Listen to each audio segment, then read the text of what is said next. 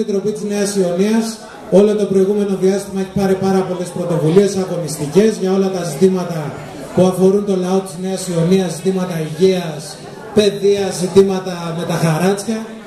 Έχει πάρει και πρωτοβουλίες οι οποίες έχουν ένα πολιτιστικό περιεχόμενο, όπως είναι οι εκδηλώσεις για τα παιδιά, όπως είναι εκδηλώσεις για τα ναρκωτικά. Μία τέτοια είναι και η σημερινή για την Τσικνοπέμπτη. Είμαστε πολύ χαρούμενοι που υπάρχει κόσμος, που ήρθε παραπάνω κόσμος, η αλήθεια είναι, από ό,τι περιμέναμε και δείχνει και αυτό πράγματα. Σαν Λαϊκή Επιτροπή θα συνεχίσουμε να παλεύουμε για ό,τι αφορά τη λαϊκή οικογένεια, γιατί αφορά το λαϊκό κόσμο, τα προβλήματά του στην κατεύθυνση της επίλυσης και του αγώνα.